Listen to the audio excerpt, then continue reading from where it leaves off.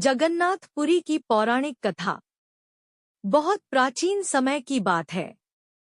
मालवा के धर्मात्मा राजा इंद्रद्युम्न भगवान विष्णु के परम भक्त थे। एक रात उन्होंने स्वप्न में भगवान के दिव्य स्वरूप नीलमाधव के दर्शन किए। जागने के बाद उन्होंने संकल्प लिया कि वे उस दिव्य रूप के दर्शन अवश्य करेंगे। राजा ने अपने अनेक दूत चारों दिशाओं में भेजे। सभी लौट आए, लेकिन एक विद्वान ब्राह्मण विद्यापति उड़ीसा के घने जंगलों तक पहुंच गए। वहां उनकी भेंट शबर, सवरा जनजाति के प्रमुख विश्ववसु से हुई, जो गुप्त रूप से नीलमाधव की पूजा करते थे।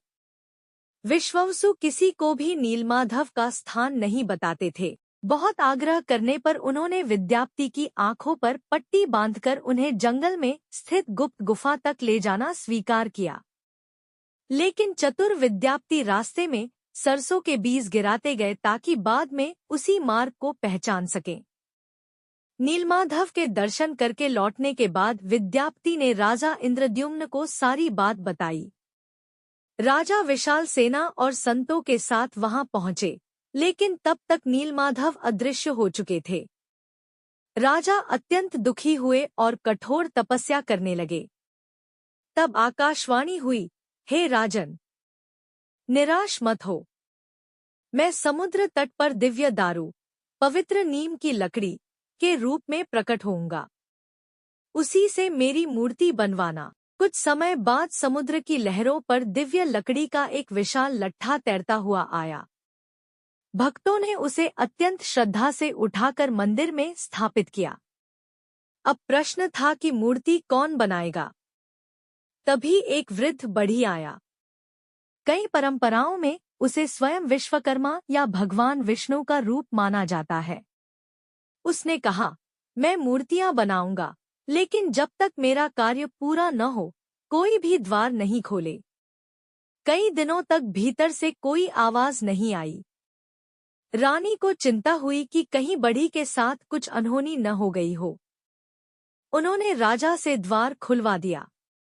जैसे ही दरवाजा खुला, बड़ी अदृश्य हो गया। भीतर भगवान जगन्नाथ, बलभद्र और सुभद्रा की मूर्तियां थीं, लेकिन वे पूर्ण रूप से तराशी नहीं गई थी। उनके हाथ पांव अधूरे थे। राजा इंद्रद्युम्न बहुत दुखी हुए। तभी देवर्षि नारद और ब्रह्मा जी ने समझाया कि यही भगवान की इच्छा है। भगवान इसी अद्वितीय रूप में संसार को दर्शन देना चाहते हैं। इसके बाद भगवान जगन्नाथ, बड़े भाई बलभद्र, बहन सुभद्रा और सुदर्शन चक्र की विधिवत प्राण प्रतिष्ठा हुई। तभी से पूरी धाम जगन्नाथ भगवान का महान तीर्थ बन गया। हर वर्ष भव्य रथयात्रा में भगवान जगन्नाथ, बलभद्र और सुभद्रा अपने विशाल रथों पर विराजमान होकर गुंडिचा मंदिर की यात्रा करते हैं। लाखों भक्त जय जगन्नाथ का जयघोष करते हुए रथ खींचते हैं। कथा का संदेश। भगवान जगन्नाथ का अधूरा प्रतीत होने वाला स्वरूप हमें यह सिखाता है कि ईश्वर बाहरी पूर्णता से नहीं, बल्कि प्रेम, भक्ति और करुणा से पहचाने जाते हैं। जो सच्चे मन से उन्हें पुकारता है, भगवान उसे अवश्य स्वीकार करते हैं। उनकी बड़ी बड़ी आंखें इस बात का प्रतीक हैं कि वे समस्त संसार पर समान दृष्टि रखते हैं।